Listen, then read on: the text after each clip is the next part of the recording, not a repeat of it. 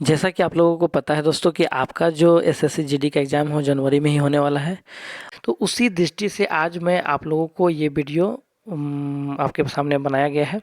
और इस वीडियो में आप लोग हिंदी ग्रामर जो आपका 20 प्रश्न रहेंगे आपका, तो वो उस 20 प्रश्न को आप एक बार में इसी वीडियो से सारा रिवीजन कर सकते हैं। कहने का मतलब है कि हिंदी ग्रामर का आपको रिवीजन की दृष्टि से ये वीडियो बहुत ही कम मतलब आपके क्या बोलते हैं बहुत ही उपयोगी साबित होने वाला है। ठीक है, तो चलिए बिना देर के हम लोग स्टार्ट करते हैं। पहला प्रश्न है आपका कि क्वेश्चन 1 कहता है कि कौन सा शब्द विदेशी है। ठीक है, आप लोग अगर पढ़े होंगे दोस्तों तो आप लोगों को पता होगा कि शब्द विचार जो हम लोग पढ़ते हैं उसमें उत्पत्ति के आधार पर शब्दों का कुछ वर्गीकरण किया गया। ठीक है, उसमें 5 प्रकार थे: तत्सम, तद्भव, देशज, विदेशज और संकर शब्द। तो इसमें से उस पांचों में से आपको बताना है कि कौन सा शब्द विदेशी। यहाँ जो 4 ऑप्शन दिया है इसमें से बताना है कि कौन सा शब्द जो है आपका विदेशी है। तो इसका सही आंसर क्या हो जाएगा दोस्तों? B number. क्या है? टिकट। टिकट विदेशी शब्द इसलिए है कि वैसे शब्द जो विदेशों से लिया हुआ जैसा लगता है, इंग्लिश से मिलता जुलता हुआ लगता है, वैसे शब्दों को हम लोग बोलते हैं विदेशी शब्द। ठीक है, इसलिए इसका आंसर क्या हो जाएगा? टिकट। क्वेश्चन नंबर दूसरा कहता है कि कौन सा शब्द देशज नहीं है। देशज शब्द वैसे शब्द को बोलते हैं दोस्तों जो कि आसपास के किसी या भारत देश के किसी अन्य प्रांतों या भाषाओं में प्रचलित है, कुछ तरह का बोला जाता है जैसे गाड़ी, लड़का, थैला, ये सब जो शब्द है ये सब क्या है? देशज शब्द है। लेकिन आपको इसमें से क्या चुनना है कि कौन सा शब्द देशज नहीं है। तो यहाँ से दोस्तों ये जो पत्र जो शब्द है ये आपका देशज नहीं है। ऐसा इसलिए क्योंकि ये पत्र जो है आपका विदेशी शब्द है। ठीक है, चलिए क्वेश्चन नंबर तीसरा देखते हैं। कौन सा शब्द तत्सम नहीं है। सबसे पहले तो आपको ये जानना होगा दोस्तों कि तत्सम शब्द है क्या। तत्सम शब्द वैसे शब्दों को बोलते हैं जो कि संस्कृत भाषा के जो मूल शब्द होते हैं उन्हीं का डिटो आपका हिंदी में भी ले लिया जाता है। मतलब संस्कृत शब्द जो हिंदी में यूज किया जाता है उसी को हम लोग तत्सम शब्द कहते हैं। ठीक है, तो इसमें से आप लोग को बताना है कि इसमें से तत्सम शब्द कौन नहीं है। इसमें आपका दिया हुआ है अज्ञान, आंसू, देश, दक्षिण। तो इसका सही जवाब क्या हो जाएगा दोस्तों? आपका बी नंबर, आंसू। क्लियर है? चलिए अगला प्रश्न हम लोग देखते हैं। क्वेश्चन नंबर 3, कौन सा शब्द तद्भव नहीं है। कौन सा शब्द तद्भव नहीं है। ठीक है, इसमें भी आपको कुछ कुछ ऑप्शन दिया हुआ है दोस्तों।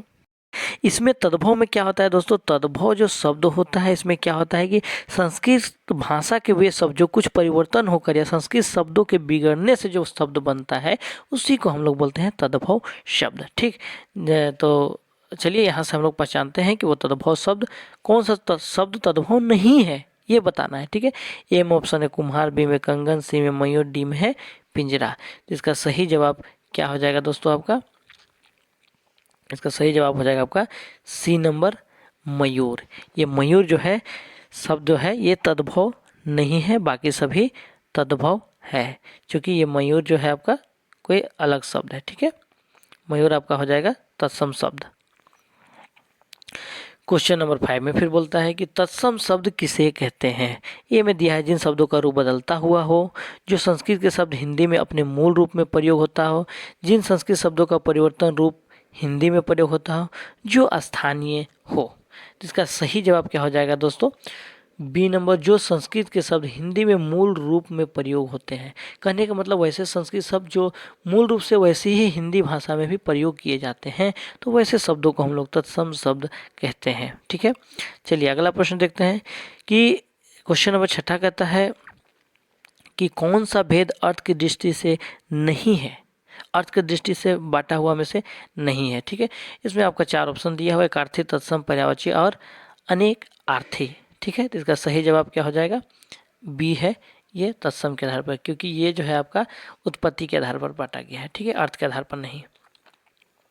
7वां नंबर में कौन सा शब्द रूढ़ शब्द है। क्या लिखा हुआ है? कौन सा शब्द जो है इसमें से रूढ़ शब्द है। तो दोस्तों अगर आप लोग शब्द विचार को पढ़े होंगे तो शब्द विचार को एक और आधार से बांटा गया है जिसको बोलते हैं बनावट के आधार पर, जिसमें आपको एक आधार होता है रूढ़ शब्द, एक रूढ़ शब्द और एक योग रूढ़ और एक होता है यौगिक शब्द। ठीक है, अब इसमें से आपको बताना है कि कौन सा शब्द रूढ़ नहीं है। तो रूढ़ का क्या परिभाषा होता है कि जिन शब्दों के सार्थक खंड ना हो सके। ठीक है, तो वैसे शब्द को हम लोग क्या बोलते हैं? रूढ़ शब्द। तो इसमें से आपको बताना है कि कौन सा शब्द रूढ़ नहीं है। तो इसमें ऑप्शन दिया है पैर, मुंह, दशानन, दाल, ये सब शब्द देख रहे हैं ना। तो इसमें ये जो दशानन है ये रूढ़ शब्द नहीं है, बाकी रूढ़ शब्द है। क्योंकि दशानन को हम लोग अगर ये करेंगे, अलग अलग करेंगे तो 10 जोड़ आनन हो जाएगा, मतलब जिसका 10 मुंह है। लेकिन पैर को, मुंह को अगर अलग अलग तोड़ेंगे तो इसका कोई अर्थ, सार्थक अर्थ नहीं निकलेगा। इसलिए इसका आंसर सही क्या हो जाएगा, सी नंबर। 8वां नंबर में कहता है कि हिंदी वर्तनी में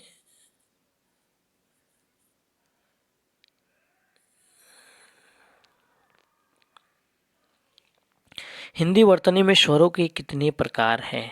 क्या लिखा है, हिंदी वर्तनी में स्वरों के कितने प्रकार हैं। ठीक है, चलिए इसमें ऑप्शन दिया हुआ है आपका, पहला में 1, दूसरा में 2, तीसरा में 3 और चौथा में दिया हुआ है 4। तो इसका सही जवाब क्या हो जाएगा दोस्तों। तो मैं आप लोगों को बता दूं दोस्तों कि हिंदी में स्वरों के कितने प्रकार होते हैं, तो आपका होता है 3 प्रकार। इसका सही जवाब क्या हो जाएगा दोस्तों, ये 3 नंबर। ठीक है, 3 प्रकार। 3 प्रकार कौन कौन सा होता है, एक होता है ह्रस्व स्वर, ठीक है, दूसरा होता है दीर्घ स्वर और तीसरा होता है संयुक्त स्वर। ठीक है, क्या होता है, संयुक्त स्वर। ठीक है, चलिए समझ में आ गया होगा। चलिए आगे बात करते हैं हम लोग। क्वेश्चन नंबर 9 में कहता है कि र और ये पेटकटा सा किन वर्णों की श्रेणी में आएंगे। मतलब ये र और पेटकटा सा का जो उच्चारण होता है हम लोग का, कहाँ से होता है, तालव्य, दंतव्य, दंतोष्ठ्य या मूर्धन्य, उसी के आधार पर ये श्रेणी बांटा गया है। तो इसका सही जवाब आपका जो 4 ऑप्शन दिया हुआ है इसमें सबका सही जवाब क्या हो जाएगा, 4 नंबर मूर्धन्य। ठीक है, चलिए अगला प्रश्न देखते हैं। क्वेश्चन नंबर 10, निम्नलिखित में से शुद्ध वर्तनी का चयन कीजिए। आप लोग समझते हैं, उन्नति शब्द सुने होंगे। उन्नति मतलब एक कह सकते हैं किसी में विकास या वृद्धि ही होना, उन्नति हो रहा है। ठीक है, तो उन्नति, इसमें से 4 ऑप्शन दिया हुआ है, इसमें से आपको पहचानना है कि इसमें से शुद्ध उन्नति कौन सा लिखा हुआ है। ठीक है, तो इसका सही जवाब क्या हो जाएगा, ये डी नंबर। देखिए यहाँ सेम मत समझ लीजिएगा, क्योंकि इसमें दीर्घ है, इसमें हर्षी है। इसका सही जवाब क्या होगा, डी नंबर। ठीक है, चलिए अगला क्वेश्चन देखते हैं 11 नंबर में कि यह रास्ता दुर्गम है, सावधानी से चले। इसमें भी दुर्गम जो शब्द यूज किया गया है, इसमें से कौन सा शब्द जो है सही है वाक्य में, ये या ये, माने A number, B number, C number या डी नंबर। तो इसका सही जवाब क्या हो जाएगा, सी नंबर, दुर्गम। ग के ऊपर रा लगेगा, आमा दुर्गम। ठीक है, फिर शुद्ध वर्तनी का चयन करें। 12 में भी वही बात है, अन्वेषण, कौन सा अन्वेषण सही लिखा हुआ है उसको आपको बतलाना है। 4 ऑप्शन आपके पास दिया हुआ है।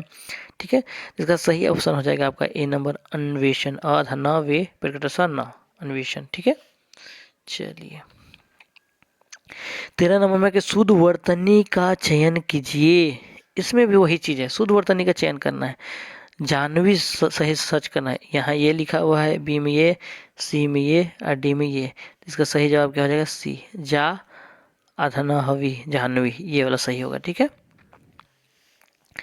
14 नंबर में है कि शुद्ध वर्तनी का चयन, इसमें भी करना है भाई। ए नंबर में अधोपतन, बी में आधी पतन, सी में अध पतन और डी में है आधा पतन। ठीक है, इसका सही जवाब क्या हो जाएगा दोस्तों, सी नंबर, अध पतन। ठीक है, चलिए 15 नंबर में शुद्ध वर्तनी का चयन करना, इसमें भी सृष्टि कौन सा सही लिखा हुआ है इसको जानना है। तो इसका 4 ऑप्शन आपका दिया हुआ है, इसमें सही होगा आपका सी नंबर, ये वाला सृष्टि है। ठीक है, 16 नंबर में शुद्ध वर्तनी का चयन कीजिए। तहसीलदार, तहसीलदारी, तहसीलदारी, इनमें से कौन सा 4 ऑप्शन में से कहाँ सही लिखा हुआ है उसको आपको पहचानना है। तो इसका सही जवाब हो जाएगा ये नंबर, तहसीलदारी। स में दीर्घी और र में भी दीर्घी, दोनों में दीर्घी लगेगा, तो हो जाएगा तहसीलदारी। 17 नंबर में इसमें भी शुद्ध वर्तनी का चयन करना है, इसको तो सब जानते होंगे भाई। 6 चुनना है, तो ये 6, ये 6, ये 6, 4 ऑप्शन दिया है, इसमें ये सही होगा। क्लियर है। 18 नंबर में फिर देखिए दोस्तों, इसमें भी शुद्ध वर्तनी का चयन करना है। प्रतिष्ठा, इसमें से 4 ऑप्शन दिया है, चारों में कौन सा शब्द ऐसा है जो प्रतिष्ठा, प्रतिष्ठा सही अर्थों में, सही मतलब वर्तनी में लिखा हुआ है। इसका सही जवाब हो जाएगा दोस्तों आपका बी नंबर, प्रतिष्ठा। क्लियर है। बस आप लोग बने रहिए दोस्तों, लास्ट तक इस वीडियो को देखिए। आप लोग का 100 प्रश्न सॉल्व करते करते कम से कम आपका हिंदी का किस किस तरह के प्रश्न आते हैं या हिंदी में आपको रिवीजन करना है, ये सारे चीज़ का आप यहाँ सीखने वाले हैं। क्लियर है? चलिए 19 नंबर में भी वही बात है भाई, मृत्युंजय का सही पहचान करना है, तो इसमें भी आपका सही क्या हो जाएगा आंसर, ये सी नंबर मृत्युंजय होता है। ठीक है, 20 में भी चलिए ये भी है, अस्पृश्यता को आपको सही चुनना है, तो इसमें देखिए आपका ये हो जाएगा बी नंबर, ऑप्शन दिया है 4, अधस पौमेरी अधसयता अस्पृश्यता। ठीक क्लियर है? 21 में भी भाई चलिए ये चुकी हैं, मैं यहाँ शुद्ध वर्तनी को ज़्यादा मेंशन इस चलते किया हूँ कि ज़्यादातर अगर आप क्वेश्चन बैंक देखिएगा पिछले कुछ सालों का SSCGD का, तो आपको शुद्ध वर्तनी चयन करने के लिए भी बहुत प्रश्न देखने को मिलते हैं, इसीलिए मैं कोशिश किया हूँ थोड़ा सा ज़्यादा समझाने का। ठीक है, इसका सही आंसर हो जाएगा आपका 21 का सी नंबर, त्रिदोष, यहाँ पेट कटा सा लगेगा। ठीक है, चलिए और भी है भाई, 22 में है औद्योगिकरण, आपको सही पहचान करना है, कौन सही लिखा हुआ है। ए में लिखा हुआ है, बी में देखिए इसमें उद्योगीकरण लिखा है, इसमें औ लिखा हुआ है, इसमें औद्योगीकरण लिखा है, इसमें दीर्घिय, इसमें हर्षी का अंतर है, इसमें देखिए औदो, इसमें ओ लिखा है, औ नहीं, इसमें सही आंसर हो जाएगा आपका दोस्तों 22 का बी नंबर, औद्योगीकरण। ठीक है, चलिए 23 नंबर, 24 नंबर और कुछ भी है, थोड़ा सा ज़्यादा मेंशन कर दिए हैं, उसके बाद हम लोग सारा और भी ग्रामर पोर्शन का सारा देख लेंगे। 23 नंबर में है कि शुद्ध वर्तनी का चयन इसमें भी करना है। ठीक है, 23 नंबर में इसका सही आंसर क्या हो जाएगा, ए नंबर, परिणति। ओके, 24 नंबर में है, इसमें भी अस्थाई कौन सा सही लिखा हुआ है इसको आपको चयन करना है, 4 ऑप्शन दिया हुआ है आपके पास, इसमें सही आंसर हो जाएगा आपका बी नंबर, अस्थाई। क्लियर? अब प्राकथन का अगर हम लोग बात करें, इसमें कौन सा सही है, इसमें ए नंबर है प्रा आधा क थन, प्राकथन। ठीक है, ना कि ये सब। ओके, अब देखिए भाई, अब शुद्ध वर्तनी का हम लोग पढ़ लिए, शब्द विचार को बांटते हैं, शब्द विचार का हम लोग तत्सम तद्भव वाला डिस्कशन कर लिए। अब हम लोग देखते हैं संज्ञा। ठीक है, संज्ञा के प्रकार नहीं है, इनमें से आपको बतलाना है दोस्तों कि इनमें से कौन जो है संज्ञा का प्रकार नहीं है। जैसा कि आप लोग जानते हैं दोस्तों कि संज्ञा किसी भी नाम को हम लोग संज्ञा कहते हैं। ठीक है, और संज्ञा को हम लोग हिंदी में 5 भागों में विभाजित करते हैं। ठीक है, ठीक है, तो संज्ञा को जो हिंदी में जो है बोले दोस्तों कि हिंदी में संज्ञा को 5 भागों में बांटा गया है। ठीक है, अगर आप लोग पढ़िएगा हिंदी ग्रामर तो आपको पता होना चाहिए कि 5 भागों में बांटा गया है। मैं एक बार फिर से आप लोग को व्याख्या इस चलते कर रहा हूँ कि जो भी आप पढ़े हैं वो एक एक बार रिविज़न भी होते चला जाए। ठीक है, मेरा ध्येय आप लोग समझ रहे हैं, तो चलिए उसी आधार पर हम लोग समझते हैं। एक है आपका व्यक्तिवाचक, ध्यान से सुनते जाइए, पहला व्यक्तिवाचक, दूसरा जातिवाचक, तीसरा भाववाचक। ठीक है, भाववाचक, फिर चौथा द्रव्यवाचक और पांचवा हो गया समूहवाचक। तो आप देखिए दोस्तों, क्या वो पांचों में से इसमें से कौन है जो नहीं है, तो इसका सही जवाब आपका क्या हो जाएगा, 26 नंबर निश्चयवाचक। ये जो है आपका संज्ञा का प्रकार नहीं है। क्लियर है? चलिए 27 नंबर में बचपन किस प्रकार का संज्ञा है। ठीक है, बहुत ही आसान, अगर आप लोग पढ़ लीजिएगा तो आपको समझ में आ जाएगा। बचपन जो है आपका भाववाचक संख्या है।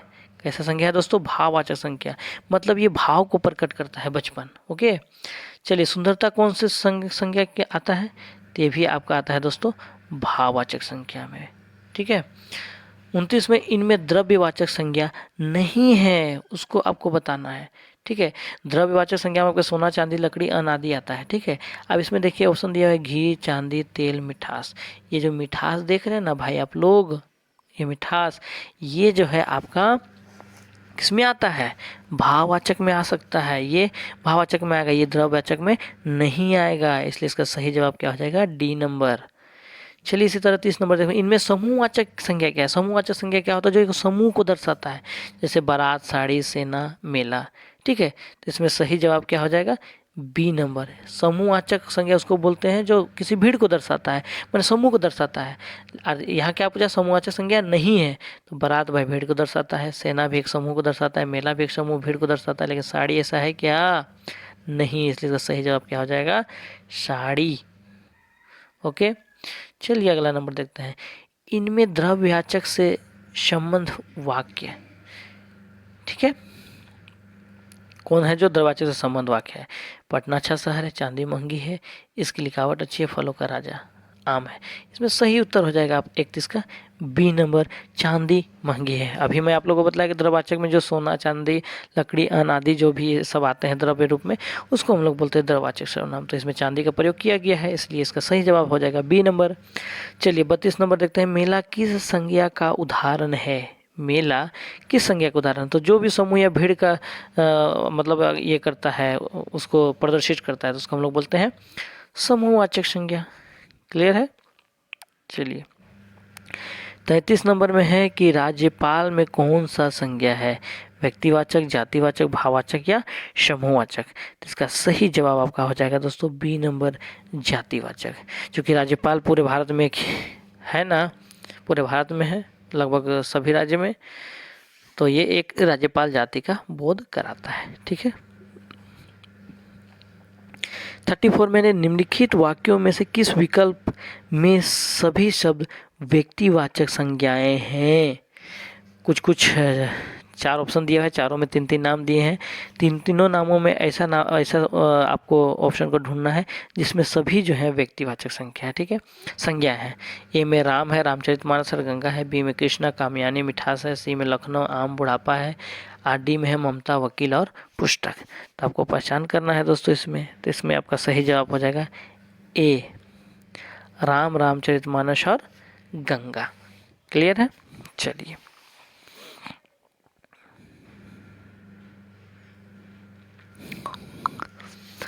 अब हम लोग देखते हैं 35 नंबर। इसमें है कि किस समूह में सभी प्रश्नवाचक हैं? भाई इसमें जैसे कौन, क्या, किसने, जो, कोई, वह, जिनका, जो, किनका, जिन्होंने। तो इससे वेरी सिंपल, ये ए नंबर। जब भी कौन, क्या या किसने लगता है, कौन मतलब कौन किया, ये क्या मतलब क्या किया, किसने किया, ये सब प्रश्नवाचक वाला प्रश्न ये शब्द है ना, इसीलिए इसमें आंसर हो जाएगा क्या, पहला। जो करेगा सो भरेगा रेखांकित शब्द कौन सा सर्वनाम है? अब देखिए संज्ञा हम लोग का खत्म हो गया दोस्तों। अब हम लोग का स्टार्ट होता है क्या, सर्वनाम। ठीक है, जो करेगा सो भरेगा कौन सा सर्वनाम है, ये आपको पहचानना है। ठीक है, आप लोगों को बता दो दोस्तों कि सर्वनाम को हिंदी में 6 भागों में बांटा गया है। पुरुषवाचक, निश्चयवाचक, अनिश्चयवाचक, संबंधवाचक, प्रश्नवाचक और निजवाचक। तो आपको बताना है कि इनमें से जो करेगा सो भरेगा रेखांकित शब्द कौन सा सर्वनाम है? इसका हो जाएगा सी नंबर, ये संबंधवाचक सर्वनाम है। ये जो और सो का प्रयोग आप लोग देख रहे हैं ना, ये दर्शाता है संबंधवाचक सर्वनाम को। क्लियर है? चलिए 37 नंबर में मुझे किस प्रकार का सर्वनाम है? मुझे जो शब्द है वो किस प्रकार का सर्वनाम है? तो आपको मैं बतला दूं दोस्तों कि जो पुरुषवाचक सर्वनाम है, जब आप लोग 6 भाग में पढ़िएगा तो पुरुषवाचक सर्वनाम को फिर से आपका कुछ भागों में बांटा गया। कुछ भागों मतलब 3 भागों में बांटा गया, प्रथम पुरुष, मध्यम पुरुष और अन्य पुरुष। तो इसमें से बताना है कि मुझे किस प्रकार का सर्वनाम है। 37 का सही उत्तर हो जाएगा उत्तम पुरुष। ये किस तरह का है? उत्तम पुरुष। ये पुरुषवाचक सर्वनाम का प्रकार है, उत्तम पुरुष, मध्यम पुरुष और आपका अन्य पुरुष। तो इसमें से सही उत्तर हो जाएगा उत्तम पुरुष। अब उसी में से आपको बताना है कि मुझे, सॉरी रिपीटेड हो गया है क्वेश्चन, मुझे किस प्रकार का है, तो वही उत्तम हो जाएगा। 39 में है आप भला तो जग भला। इस वाक्य में आप और भला शब्द कौन सा सर्वनाम है? ठीक है, कौन सा सर्वनाम है? प्रश्नवाचक, निजवाचक, निश्चयवाचक या अनिश्चयवाचक? तो इसका सही जवाब आपका हो जाएगा दोस्तों बी नंबर, निजवाचक सर्वनाम। ठीक है, चलिए आशा करते हैं कि आप लोगों को समझ में आ रहा होगा। और आप, मैं वादे के साथ कह रहा हूँ दोस्तों कि आप ये पूरा वीडियो को लास्ट तक देखिए, बने रहिए। आपका पूरा हिंदी ग्रामर आज रिवीजन हो जाने वाला है। ठीक है, चलिए प्रश्न कहता है कि मैं अपने आप वस्त्र साफ कर लेता हूँ। इस वाक्य में कौन सा सर्वनाम है? सर्वनाम का जितना भी प्रकार है मैं आप लोगों को बतला दिया हूँ। अब चलिए इसमें देखते हैं दोस्तों कि ये कह रहा है कि मैं अपने आप वस्त्र साफ कर लेता हूँ, इसमें इस वाक्य में कौन सा सर्वनाम है? ऑप्शन दिया हुआ है आपके पास। ए में है प्रश्नवाचक सर्वनाम, बी में निश्चयवाचक सर्वनाम, सी में निजवाचक सर्वनाम और डी में है संबंध निजवाचक सर्वनाम। इसका सही जवाब क्या हो जाएगा? सी नंबर, निजवाचक सर्वनाम। ठीक है, चलिए आगे देखते हैं। इसी तरह 41 में कहता है कि वो आपके वहाँ ही चला गया। इस वाक्य में कौन सा सर्वनाम है? इसमें ऑप्शन दिया हुआ है आपका पुरुषवाचक, निजवाचक, निश्चयवाचक सर्वनाम, संबंधवाचक सर्वनाम या संबंधी निजवाचक सर्वनाम। ठीक है, इसका सही जवाब आपका क्या हो जाएगा दोस्तों, बी नंबर, ये भी आपका निजवाचक सर्वनाम में चला जाएगा। यहाँ लिखा है वह आपके वहाँ ही चला गया। ठीक है, तो यहाँ जो ये वह यूज हो रहा है, ये किस तरह का किस शब्दों के लिए यूज हो रहा है, निजवाचक सर्वनाम के लिए। ठीक है, चलिए 42 नंबर में देखते हैं, हिंदी में कुल कितने सर्वनाम होते हैं। हिंदी में कुल कितने सर्वनाम होते हैं। हालांकि यहाँ ऑप्शन थोड़ा सा नहीं दिया गया है दोस्तों, आप मेंशन कर लीजिएगा। अभी मैं आप लोगों को बताया कि 6 प्रकार का हम लोग बात किए। ठीक है, तो इसका सही आंसर क्या हो जाएगा, 6। निम्नलिखित में से अकर्मक वाक्य कौन सा है। अकर्मक और सकर्मक। देखिए, वाक्य 2 प्रकार के होते हैं, अकर्मक और सकर्मक वाक्य। सकर्मक वाक्य उसमें उसको बोलते हैं जो कि आपका, ठीक है दोस्तों, तो जैसे हम बतलाएं आप लोगों को कि वाक्य जो है 2 प्रकार के होते हैं, अकर्मक और सकर्मक। सकर्मक उसको बोलते हैं जिसमें क्रिया के साथ आपका कर्म भी जुड़ा रहता है। जैसे हम बोल दिए कि राम पुस्तक पढ़ता है, तो यहाँ पढ़ना क्रिया हो गया, लेकिन उसका कर्म क्या हो गया, किताब। क्या पढ़ता है, किताब। ठीक है, तो यहाँ पे ये क्या हो जाएगा आपका सकर्मक। उसी तरह अकर्मक का बात करें जहाँ क्रिया होगा लेकिन कर्म नहीं है, जैसे राम हंसता है, इसमें कर्म कहीं है नहीं। राम जैसे आपका संज्ञा हो गया, हंसना क्या हो गया, हंसना क्या हो गया, अब क्रिया है लेकिन कर्म कहीं है नहीं, तो वैसे को बोलते हैं अकर्मक क्रिया। तो शब्द वाक्य के 2 भाग होते हैं, अकर्मक और सकर्मक। तो चलिए इसमें से पूछता है कि निम्नलिखित में से अकर्मक वाक्य कौन सा है। अ में है गाय घास खाती है, ब में है रानी गाना गाती है, स में है संसद भवन दिल्ली में है, और द में है राजू पत्र लिखता है। तो इसका सही जवाब हो जाएगा दोस्तों आप लोगों का स नंबर, संसद भवन दिल्ली में है, ये आपका सही आंसर होगा। यहाँ देखिए, जैसे गाय, यहाँ प्रश्न बनाइए, गाय घास खाती है, क्या खाती है, ये घास जो है आपका कर्म है, यहाँ गाना जो है कर्म है, यहाँ पत्र जो है कर्म है, लेकिन यहाँ कहीं कर्म प्रयोग किया गया है नहीं, इसलिए इसका सही जवाब हो जाएगा श नंबर, यानी ये अकर्मक क्रिया है। क्लियर है, चलिए आगे देखते हैं। 44 नंबर में है सकर्मक क्रिया कौन सी है। अब इसमें से आप लोगों को बताना है कि इसमें से सकर्मक क्रिया कौन सी है।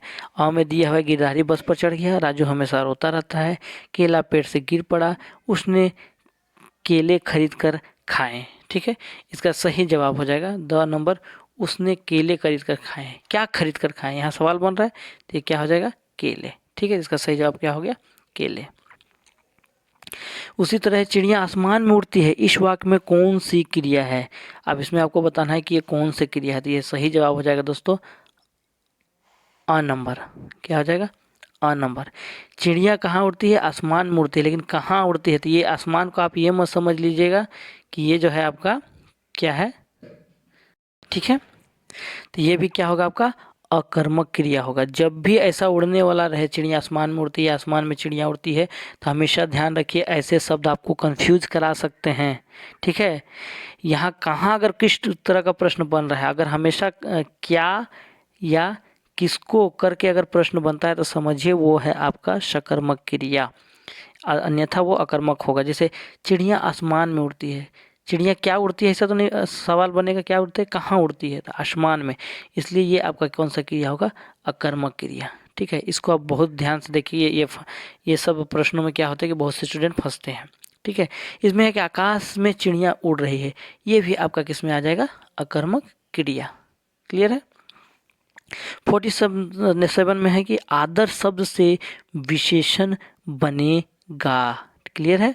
हालांकि देखिए दोस्तों, आप लोगों को पता होगा कि विशेषण होता क्या है। जो शब्द ध्यान से सुनिए आप लोग, कि जो शब्द जो है आपका संज्ञा या सर्वनाम का विशेषता बताते हैं, उन्हें हम लोग विशेषण करते हैं। जैसे मान लीजिए एक सेब है, अब इसके पहले हम लगा दिए लाल सेब, मतलब ये सब कैसा है, लाल। ये सेब के बारे में विशेषता बता रहा है कि ये लाल जो है, ये सेब जो है कैसा है, लाल है। तो यही लाल जो है यहाँ पे क्या हो जाएगा, विशेषण। तो चलिए अब हम लोग स्टार्ट करते हैं। इसमें दिया हुआ है आपका कि आदर शब्द से विशेषण बनेगा। अगर आदर जो शब्द है, अगर उसको विशेषण के रूप में हम लोग यूज करते हैं, तो कैसा बनेगा उसको आप लोगों को बताना है। तो इसमें 4 ऑप्शन आपका दिया हुआ है, इसमें सही जवाब क्या हो जाएगा, सी नंबर, आदरणीय। क्लियर है। चलिए 40 नंबर में है कि मानव शब्द से विशेषण कैसा बनेगा। ठीक है। इसमें भी आपका दिया हुआ है मनुष्य, मानवीकरण, मानवता, मानवीय। इसका सही जवाब आपका क्या हो जाएगा? डी नंबर, मानवीय। ठीक है, चलिए अगला देखते हैं। 49 में है कि शर्मिला शब्द विशेषण है। ये शर्मिला जो शब्द आप देख रहे हैं ये किस तरह का विशेषण है, ये आपको बतलाना है। ठीक है, तो विशेषण का भी मैं आप लोगों को बता दोस्तों, तो मेन रूप से अगर आप सामान्यतः अगर बात कीजिएगा तो 4 प्रकार होता है। ठीक है, गुणवाचक विशेषण, एक होता है गुणवाचक, ठीक है, दूसरा होता है परिमाणवाचक, तीसरा होता है संख्यावाचक और चौथा होता है सार्वनामिक विशेषण। तो उन चारों में से आपको बतलाना है कि ये किस तरह का विशेषण है। ठीक है, तो इसका सही जवाब हो जाएगा क्या आपका 49 का डी नंबर, गुणवाचक। शर्मिला, शर्माना, ये क्या है? किसी का गुण है। ठीक है, तो गुण से ही बना है गुणवाचक विशेषण। क्लियर है, चलिए आगे देखते हैं हम लोग। 50 नंबर में है, इसमें पूछ रहा है कि मोहन सोहन से अच्छा है, वाक्य में प्रयुक्त विशेषण की अवस्था बताइए। तो मैं आप लोगों को बतला दूं दोस्तों कि विशेषण की जब आप अवस्थाएं पढ़ेंगे तो इसकी 3 अवस्थाएं होती हैं। एक मूलावस्था, एक होती है उत्तरावस्था और एक होती है उत्तमावस्था। ठीक है, तो यहाँ मोहन सोहन से अच्छा है। देखिए ये दो, मोहन और सोहन के बीच तुलना किया गया है। जब दो के बीच ऐसे एक दूसरे से तुलना किया जाता है तो ये किस विशेषण में आता है मैं आप लोगों को बतला देता हूँ। इसका सही, इससे पहले देख लीजिए ऑप्शन है मूलावस्था, उत्तरावस्था, उत्तमावस्था या इनमें से कोई नहीं। इसका सही जवाब आपका हो जाएगा दोस्तों उत्तरावस्था। ठीक है, 3 अवस्था में से ये उत्तरावस्था है जिसमें से एक दूसरे से तुलना किया जाता है। ठीक है, इसलिए इसका सही आंसर क्या हो जाएगा? उत्तरावस्था। 51 में कि इनमें विशेषण है, इनमें से कौन सा विशेषण है या कौन नहीं है। जैसे ए में लिखा है धीरे धीरे, बी में है मोहन, सी में शीतल, इनमें से कोई नहीं। इसका सही जवाब क्या हो जाएगा दोस्तों? C number. ये जो शीतल है ये क्या है? क्या है? आपका विशेषण है। 52 में हम लोग बात करते हैं इनमें विशेष से विशेषण का गलत जोड़ा बताइए। ठीक है, चलिए मैं आपको पहले समझाने का प्रयास करता हूँ कि विशेषण और विशेष्य है क्या। ठीक है, तो इसमें है क्या दोस्तों कि अगर विशेषण का ही आप लोग बात कीजिएगा, जैसे मैंने आप लोगों को बतलाया कि सामान्यतः विशेषण के कितने प्रकार होते हैं? 4 प्रकार। लेकिन अगर प्रयोग के आधार पर अगर आप बात कीजिएगा तो विशेषण के 2 प्रकार होते हैं। एक होता है विशेष विशेषण और दूसरा होता है विधेय विशेषण। क्या होता है? विधेय विशेषण। तो इसमें से आपको पहचानना है कि विशेष विशेषण का गलत जोड़ा कौन सा है। ए में दिया है दाम दामे, बी में तर्क तार्किक, सी में तंत दंश और डी में है ऋषि आर्ष। इसका सही जवाब हो जाएगा दोस्तों सी नंबर, दंत दंश। ठीक है, जो कि गलत जोड़ा है विशेष विशेषण का। 53 नंबर में है कि इनमें गुणवाचक विशेषण के शब्द हैं। कौन से हैं जो गुणवाचक विशेषण को बताता है? कुछ, थोड़ा, आठ या ईमानदार। इसका सही जवाब क्या हो जाएगा? D number. बहुत ही आसान है, जो गुण को प्रदर्शित कर रहा है तो ये गुणवाचक में हो जाएगा। विधि शब्द का विशेषण है। विधि शब्द को अगर हम लोग विशेषण बनाएंगे तो कैसा बनेगा? वैधानिक, वैध, विधिवत या इनमें से कोई नहीं। इसका सही जवाब क्या हो जाएगा? बी नंबर, वैध। ओके, चलिए बिना देर किए हुए अगर हम लोग आगे बढ़ते हैं। 55 नंबर में है कि कुछ बच्चे कक्षा में शोर मचा रहे थे, रेखांकित शब्द विशेषण है। ठीक है, इसमें कौन सा है जो शब्द जो कि विशेषण है? ठीक है, पहला गुणवाचक, अनिश्चय परिमाणवाचक, सार्वनामिक या अनिश्चयवाचक। इसका सही जवाब क्या हो जाएगा दोस्तों आपका? अनिश्चय संख्यावाचक सर्वनाम। कुछ बच्चे, ये जो वर्ड यूज किया है ना, कुछ, कितने, कुछ, ये जो रेखांकित है कुछ, ये कौन सा विशेषण को दर्शाता है उसको बतलाना। तो इसका क्या हो जाएगा? अनिश्चय संख्यावाचक विशेषण। ठीक है, 56 में है कि सूर्य शब्द का विशेषण है। सूर्य शब्द का विशेषण क्या होगा? सौर होगा, सौर्य होगा, सौर होगा या इनमें से कोई नहीं। तो इसका सही जवाब क्या हो जाएगा दोस्तों आपका? सौर। ओके, चलिए 57 में है माता जी को फल दो, किस कारक का प्रयोग हुआ है?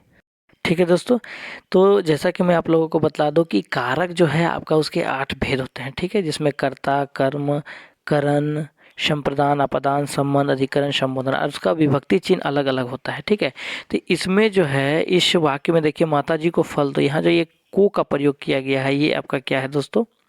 यहाँ जो आप को का प्रयोग देख रहे हैं ना, यही है आपका क्या? कारक।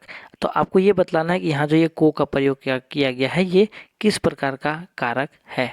ठीक है, तो इसमें ऑप्शन आपका कुछ दिया हुआ है, तो चलिए इसमें से ऑप्शन दिखा है, संबंध कारक दिया हुआ है, संप्रदान दिया है, अपादान दिया है, अधिकरण दिया है। तो इसका सही जवाब क्या हो जाएगा? संप्रदान कारक। कौन सा कारक है ये दोस्तों? संप्रदान कारक। संप्रदान कारक के लिए ही को या के लिए विभक्ति चिन्ह का प्रयोग किया जाता है। 58 में है कि राजा सेवक को कंबल देता है। क्या देता है? राजा सेवक को कंबल देता है। वाक्य में रेखांकित पद में कौन सा कारक है? ठीक है, तो इसमें भी हम लोग देखते हैं, ऑप्शन दिया हुआ है आपका 4, संप्रदान कारक, कर्ता कारक, कर्म कारक और संबंध कारक। ठीक है, तो इसका सही जवाब क्या हो जाएगा दोस्तों? संप्रदान कारक। ठीक है, क्या हो जाएगा?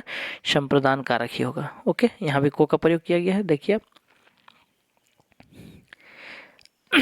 अब चलिए हम लोग आते हैं 59 नंबर में। ठीक है, जिस वाक्य में करण कारक का प्रयोग किया गया है, क्वेश्चन है किस वाक्य में करण कारक का प्रयोग किया गया है। यहाँ पे आपको 4 ऑप्शन दिया गया है। इन चारों ऑप्शन में आपको बताना है कि कौन से कारक में कौन से वाक्य में करण कारक का प्रयोग किया गया है। तो सबसे पहले आपको जानना पड़ेगा दोस्तों कि करण कार्यों का विभक्ति चिन्ह क्या है। तो करण कारक के साथ आपका जो है से और के द्वारा शब्दों का प्रयोग किया जाता है। ठीक है, तो चलिए ये दोनों शब्द कहाँ कहाँ हम लोग को देखने को मिलता है। पहला में देखते हैं, ये पुस्तक सीता को दे दी। सुरेश मीना के लिए, यहाँ के लिए प्रयोग किया गया है। ठीक है, खाना लाया, ये भी नहीं होगा। उनको पढ़ना चाहिए, उनको पढ़ना चाहिए। चौथा में साधु को संगति से बुद्धि शुद्धिकरण सुधरती है। क्या होता है? सुधरती है। तो इसमें देखिए, आप देखिए कि इसमें चौथा नंबर में से का प्रयोग किया गया है। अब मैं आप लोगों को अभी बतलाया कि करण का जो विभक्ति चिन्ह क्या क्या है? से और के द्वारा, इसीलिए इसका सही जवाब क्या हो जाएगा? 4 नंबर। क्लियर है? चलिए 60 नंबर में है कि इन विकल्पों में से किस में अपादान कारक है। ठीक है, तो दोस्तों आप लोग को समझिए बातों को कि कारक के जितने भी 8 भाग हैं, 8 भागों के जितने भी विभक्ति चिन्ह हैं, इसको आपको एकदम कंठस्थ से कर लेना है। इससे बहुत से प्रश्न बनते हैं। तो सबसे पहले चलिए मैं आप लोग एक बार और थोड़ा सा रिविजन चूंकि करा रहा हूँ, तो व्याख्या सहित कराना मेरा फर्ज बनता है। तो मैं बतला दूँ कि अपादान के लिए, अपादान का भी विभक्ति चिन्ह क्या है? से। लेकिन ये से का प्रयोग तब होता है जहाँ से कोई चीज़ अलग हो रहा हो, तब ये से का प्रयोग करते हैं। तो चलिए यहाँ देखिए, से का प्रयोग सबसे, जैसे हम आँख से देखते हैं। ठीक है, और बिजली छत से कूद पड़ी। यहाँ देखिए दोनों जगह से का प्रयोग हुआ है। क्या हुआ है दोस्तों? दोनों जगह से का प्रयोग हुआ है। लेकिन बताइए इसमें से कि इसका आंसर सही क्या होगा? इसमें आपका सही आंसर होगा 3 नंबर, बिल्ली छत से कूद पड़ी। चूंकि अपादान में जो से का प्रयोग होता है वो कहीं से अलग हो रहा है। जैसे बिल्ली पहले छत से अब नीचे ज़मीन में चल जाएगी, कूदेगी, तो चूंकि यहाँ बिल्ली छत से अलग हो रही है, इसलिए यहाँ पे इसका सही जवाब हो जाएगा 3 नंबर। 61 नंबर में है कि वह अगले साल आएगा। इस वाक्य में कौन सा कारक है? ऑप्शन दिया हुआ है अपादान कारक, संबंध कारक, अधिकरण कारक और 4 में है कर्म कारक। ठीक है, चलिए इन चारों कारकों में समझते हैं कि कौन सा इसका सही ऑप्शन होगा। इसका सही ऑप्शन क्या हो जाएगा? अधिकरण कारक। क्योंकि अधिकरण कारक का सही आपका साइन क्या होता है? में और पर। तो यहाँ देखिए, वो अगले साल में आएगा, यहाँ साल आएगा, तो यहाँ में और पर छिपा हुआ है। ठीक है, 62 में है कौन सा पर्यायवाची तालाब का नहीं है। आपको यहाँ बताना है कि कौन सा पर्यायवाची तालाब का नहीं है।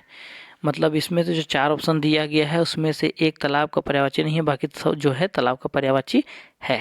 ठीक है, इसका सही जवाब हो जाएगा सी, तट। ये तालाब, पुष्कर, तड़ाग, ये तीनों जो है तालाब का पर्यायवाची है, लेकिन तट जो है तालाब का पर्यायवाची नहीं है। क्लियर है? चलिए 63 नंबर में देखते हैं कौन सा पर्यायवाची देवता का नहीं है। अब इसमें से 4 ऑप्शन जो दिया गया है दोस्तों, इसमें से 4 जो है, 3 जो है देवता का पर्यायवाची है और 1 नहीं है। तो जो नहीं है उसको हम लोग को पहचानना है। तो इसमें पहला नंबर हो जाएगा द्विज। ये द्विज जो है, ये जो है देवता का पर्यायवाची नहीं है।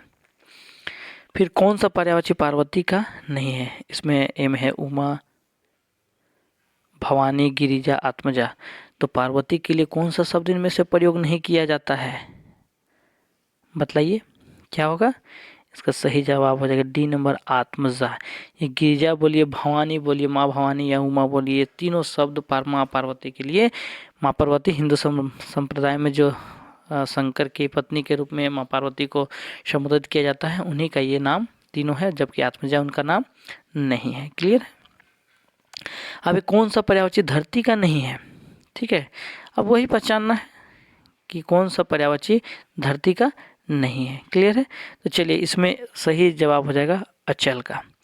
अचला, क्षिति, वसुधा ये धरती का पर्यायवाची, लेकिन अचल इसका पर्यायवाची नहीं है। अचल संपत्ति भले धरती है, लेकिन अचल धरती, केवल अचल बोलेंगे तो धरती संबोधित इससे नहीं होता है। क्लियर है। 66 में है आपका कौन सा पर्यायवाची नदी का नहीं है, ठीक है। तटिनी भी नदी का है, सलीला भी, तरंगिना भी है, लेकिन देव नदी इसका पर्यायवाची नहीं है, इसलिए इसका सही आंसर क्या हो जाएगा, देव नदी। 67 में कौन सा पर्यायवाची पक्षी का नहीं है, ठीक है। द्विग, विग, खेचर या जलचर, ठीक है। इसका सही जवाब क्या हो जाएगा, डी नंबर, जलयर। जलयर मतलब जल में चलने वाला, ठीक। 68 में कौन सा पर्यायवाची पेड़ का नहीं है, इसमें दिया हुआ है आपका तरु, विहान, द्रुम, विटप, ठीक है। ये 4 ऑप्शन दिया हुआ है, इसमें सबको बतलाना है कि कौन सा पर्यायवाची पेड़ का नहीं है। तो इसका सही जवाब क्या हो जाएगा दोस्तों, बी नंबर, विहान जो है पेड़ का पर्यायवाची नहीं है। 69 में है कौन सा पर्यायवाची पुष्प का नहीं है, 3 है और 1 नहीं है, ठीक है। तो इसमें से सही जवाब हो जाएगा आपका बी नंबर। बी नंबर, ये कमल जो है ये खुद ही पुष्प है, ना कि पुष्प का ये पर्यायवाची शब्द है। मतलब पुष्प के जगह में, पुष्प जो शब्द है उसके जगह में हम लोग कमल का प्रयोग नहीं कर सकते हैं। बस ये क्या है कि पुष्प है, कमल एक पुष्प है, लेकिन पुष्प का पर्यायवाची नहीं है। और ये परशुन, पुहुप, सुमन ये एक पुष्प है। क्लियर है। 70 नंबर में है कौन सा पर्यायवाची बिजली का नहीं है, बिजली को विद्युत बोलते हैं, दामिनी बोलते हैं, ठीक है, छट्टा बोलते हैं, ये चप्पल नहीं बोलते हैं, इसलिए इसका सही आंसर क्या हो जाएगा, चप्पल। चलिए 71 में देखते हैं कौन सा पर्यायवाची बादल का नहीं है, कौन सा पर्यायवाची बादल का नहीं है, ठीक है। तो इसका 4 ऑप्शन दिया गया है, जलद भी बोलते हैं, पयोधर भी बोलते हैं, नीरद भी बोलते हैं, लेकिन वारिस नहीं बोलते हैं, इसलिए इसका सही आंसर क्या हो जाएगा, वारिस। कौन सा पर्यायवाची समुद्र का नहीं है, ठीक है।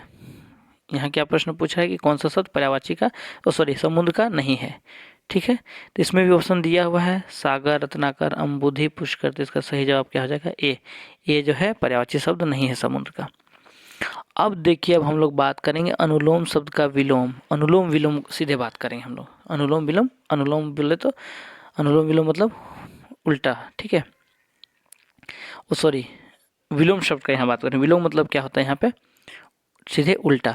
तो अनुलोम शब्द का उल्टा या विलोम क्या होगा उसको हमको बताना है, ठीक है। यहाँ पे आपका 4 ऑप्शन दिया हुआ है, प्रतिलोम, सुलोम, अनुलोम या अवलोम। तो इसका सही जवाब क्या हो जाएगा दोस्तों, आपका प्रतिलोम इसका सही जवाब हो जाएगा। कहने का मतलब अनुलोम का उल्टा क्या होगा, प्रतिलोम। परिश्रम का विलोम शब्द क्या होगा, यानी परिश्रम का उल्टा शब्द क्या होगा, यहाँ 4 ऑप्शन दिया हुआ है। तो चलिए हम लोग पहचानते हैं, इसका सही जवाब हो जाएगा आपका ए नंबर, विश्राम। क्लियर है। 75 में संयोग शब्द का विलोम क्या होगा, ये हम लोग को बतलाना है। 4 ऑप्शन आपके पास, दुर्योग, वियोग, सहयोग और डी कुयोग दिया हुआ है। इसका सही जवाब क्या हो जाएगा आपका, वियोग। नीचे दिए गए शब्द युग में कौन सा त्रुटिपूर्ण है, ठीक है। अनुलोम विलोम के आधार पर यहाँ जोड़ा बनाया गया है, तो आपको बताना है कि कौन सा युग में इसमें से त्रुटिपूर्ण है। त्रुटिपूर्ण करने का मतलब गलत है, ठीक है। तो यहाँ से अनंत, शांत, जड़ का चेतन, आकृष्ट का विकृष्ट, अनुग्रह का आग्रह। इसका सही जवाब क्या हो जाएगा, बी नंबर। क्या हो जाएगा, बी नंबर। चलिए 77 में देखते हैं ऋजु शब्द का विलोम क्या है। ऋजु शब्द का विलोम क्या होगा, यहाँ पे उल्टा इसका सी वक्र। ये बहुत पूछता है दोस्तों और थोड़ा सा कंफ्यूज भी कराता है, थोड़ा याद कर लीजिएगा इसको आप लोग एकदम। आकलन शब्द का विलोम क्या होगा, आकलन शब्द का विलोम क्या हो जाएगा आपका, बोलिए। यहाँ ऑप्शन दिया हुआ है आपका संकलन, विकलन, समाकलन और डी है प्राकलन। इसका सही जवाब आपका हो जाएगा दोस्तों बी नंबर, विकलन, ठीक है। 79 में निम्नलिखित में से कौन सा विलोम युग में त्रुटिपूर्ण है।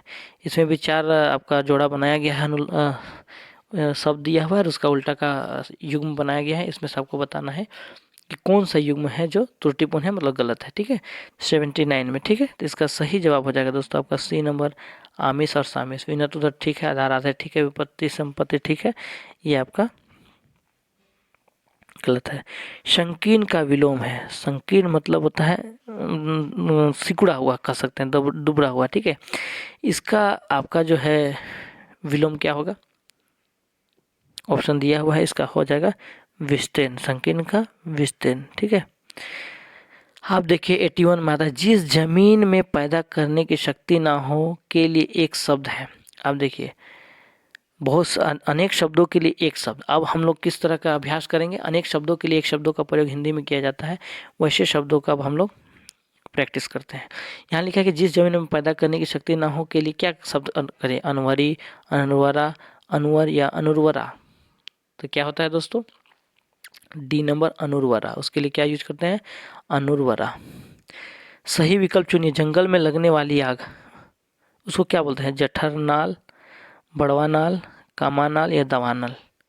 क्या बोलते हैं इसको दोस्तों, डी नंबर दावानल, दावानल। इसके लिए जंगल में लगने वाली आग के लिए हम लोग एक शब्द क्या प्रयोग यूज करते हैं, दवानल।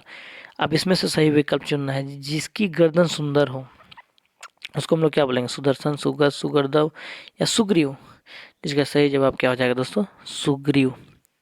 आप लोग रामायण का कथा अगर सुने होंगे या फिर टीवी में देखे होंगे तो उसमें सुग्रीव करके एक वानर थे जिन्होंने राम को सीता की खोज के लिए भी सहायता प्रदान किया था। तो वो जो सुग्रीव नाम था, ये सुग्रीव का अर्थ ही क्या होता है, सुंदर गर्दन वाला, या तो गर्दन जिसका सुंदर हो। 84 में जो दिखाई ना दे, जो दिखाई ही ना दे, उसको हम लोग क्या बोलेंगे। यहाँ ऑप्शन दिया हुआ है, अप्रत्यक्ष, परोक्ष, दूरस्थ, अदृश्य। क्या बोलेंगे उसको हम लोग, जो दिखाई ना देंगे, अदृश्य। क्लियर है। जिसकी था ना मिल सके, जिसको था नहीं जा सकता है, अगम, अपार, अथाह या अभेद, इसको हम लोग क्या बोलेंगे, अथाह। अथाह है मतलब जिसको नहीं था जा सकता है। जिसके बच्चे के माता पिता मर गए हों, ये तो भाई जान ही रहे हैं आप लोग, इसको हम लोग क्या बोलते हैं, अनाथ। जिसका माँ बाप मर गया हो। ठीक है, जो सबके आगे रहता हो, जो सबके आगे रहता है उसको हम लोग क्या बोलते हैं, नेता बोलते हैं, अग्रणी बोलते हैं, कप्तान बोलते हैं, नायक। मतलब उसके लिए किस शब्द का प्रयोग करते हैं वो देखना, क्या बोलते हैं नहीं, क्या किस शब्द का प्रयोग करते हैं। इसमें आपका 4 ऑप्शन दिया गया है, जिसका सही जवाब आपका क्या हो जाएगा, अग्रणी। क्या, अग्रणी। जिसे सब कुछ कहा जा सके, जिससे सब कुछ कहा जा सके, ऐसे शब्दों के लिए एक शब्द क्या प्रयोग करेंगे। ऑप्शन में दिया हुआ है अभिन्न, अंतरंग, घनिष्ठ या सहृदय। इसके लिए हम लोग क्या यूज करेंगे, अंतरंग। अब आपको शुद्ध और अशुद्ध भाग्य छांटना है। निम्न में से अशुद्ध वाक्य कौन सा है उसको आपको बतलाना है। इसमें भाई आपका भी 4 ऑप्शन दिया हुआ है। अब आपको इसमें से चूज करना है कि इसमें से कौन सा अशुद्ध वाक्य है। इसका सही जवाब हो जाएगा, कच्चे तेल की कीमत घट गया है, ये आपका अशुद्ध है। यहाँ घट गया नहीं, घट गई है, ऐसा होना चाहिए था, तब ये सही होता है। इसलिए यहाँ अशुद्ध कौन है, बी नंबर। चलिए 90 नंबर में हम लोग बात करते हैं कि मैंने यह कुर्सी 100 रुपये की खरीदी है। इस वाक्य में दोष है, किस तरह का दोष है, विशेषण का दोष है, क्रिया का दोष है या पश्चर का दोष है। क्या सही जवाब जो होगा, पश्चर का दोष। ठीक है, चलिए 91 में देखते हैं, अशुद्ध वाक्य इसमें भी छांटना है। इसके बाद क्या हुआ, मेरे पास केवल एक घड़ी है, मेरा चश्मा तुमसे अच्छा है, तुम सबसे सुंदर हो। इसका सही जवाब क्या हो जाएगा, सी नंबर, मेरा चश्मा तुमसे, यहाँ क्या होगा, मेरा चश्मा तुमसे अच्छी है। ठीक है, तब सही होता है। इसलिए यहाँ शुद्ध क्या हो जाएगा, मेरा चश्मा तुमसे अच्छा है। अब इसमें से शुद्ध वाक्य छांटना है। वह सब भले लोग हैं, भीड़ में 4 जयपुर के व्यक्ति में थे, मनुष्य ईश्वर की उत्कृष्टतम कृति है, वह सारे गुप्त रहस्य प्रकट कर देगा। ठीक है, अब इसमें से आपको बतलाना है कि इसमें से शुद्ध क्या है वो आपको बताना है। तो यहाँ से सही शुद्ध अगर बोला जाए तो वो कौन है, मनुष्य ईश्वर की उत्कृष्टम कृति है, ये एक जो वाक्य है ये आपको शुद्ध है, बाकी सब में कुछ ना कुछ त्रुटि है। 93 में है कि सही वाक्य छांटिए। ठीक है, इसमें से भी आपको शुद्ध वाक्य छांटना है। ए में है राम को उत्तीर्ण होने की आशंका है, बी में है राम को अनुत्तीर्ण होने का शक है। जंगल में प्रातः काल के समय बहुत सुहावना दृश्य होता है। अब मेरे से मत पूछो। तो इसका सही जवाब क्या हो जाएगा दोस्तों? ए नंबर, राम को उत्तीर्ण होने की आशंका है, ये सही वाक्य है। 94 में है, इसमें भी शुद्ध वाक्य छांटना है। बंदूक एक उपयोगी अस्त्र है, यह मेरा पुस्तक है, इन्हें एक पुत्र है, भारत में को जाते हैं, इसमें शुद्ध आपको छांटना है। इसका सही जवाब क्या है? बंदूक एक उपयोगी अस्त्र है। अगर यहीं पे शस्त्र रहता तो ये गलत हो जाता। अब एक वचन बहुवचन हम लोग पढ़ेंगे। पंक्तियां जो शब्द है इसका एक वचन क्या होगा ये आपको बतलाना है। ठीक है दोस्तों, चलिए हम लोग चार ऑप्शन को पहले अच्छे से देख लेते हैं। ये चार ऑप्शन है, तो चलिए बतलाइए पंक्ति का जो एक वचन है, पंक्तियां का एक वचन है वो क्या हो जाएगा आपका? पंक्ति। क्या हो जाएगा? पंक्ति। पंक्ति का ही बहुवचन पंक्तियां होता है। ठीक है। 96 में बारिश के कारण नदी का बहाव तेज हो गया था, रेखांकित शब्द का बहुवचन बताइए। चार ऑप्शन आपका दिया हुआ है, नदियाँ, नदियों, नदियों और नदियाँ। ठीक है, तो इसका सही जवाब क्या हो जाएगा? नदियों। क्या हो जाएगा? नदियों। बारिश के कारण नदियों, यहाँ नदी की जगह क्या हो जाएगा? नदियों का बहाव तेज हो गया। क्लियर है? चलिए 97 में है कि बिजली गिरना मुहावरे का सही अर्थ क्या है। अब हम लोग मुहावरे शब्द का बात करते हैं। बिजली गिरना, यहाँ ऑप्शन दिया हुआ है, घोर विपत्ति आना, रोषपूर्वक बिगड़ना, चकाचौंध होना, दिखाई नहीं देना। तो इसका सही जवाब क्या हो जाएगा दोस्तों? घोर विपत्ति आना। ठीक है, अचानक बिजली गिर जाना, किसी के घर बोलता है कि यहाँ आज रमेश के यहाँ बिजली गिरने जैसा हाल हो गया, मतलब घोर विपत्ति आ गया। ठीक है, उसी तरह अब हम लोग लास्ट प्रश्न देखते हैं 98। गंगा नहाना मुहावरे का सही अर्थ क्या है भाइयों? ओके, तो इसमें ऑप्शन दिया हुआ है, कठिन कार्य पूरा होना, सदाचार का पालन करना, पवित्र होना या कार्य को अधूरा छोड़ना। इसका सही जवाब क्या होगा? कठिन कार्य पूरा होना। तो इस तरह से दोस्तों आज का जो हमारा हिंदी जो ग्रामर है, आपको SSCGD के लिए रिवीजन का क्लास यहीं समाप्त होता है। और आशा करता हूँ कि आप लोगों को हिंदी का रिवीजन करने के लिए बहुत ही महत्वपूर्ण वीडियो ये साबित होगा। और इसको अगर एक बार में नहीं समझ आता है तो बार बार रिपीट करके आप देखें। और हमारा चैनल अगर अच्छा लगता है तो लाइक एंड सब्सक्राइब जरूर करें। जय हिंद, जय झारखंड।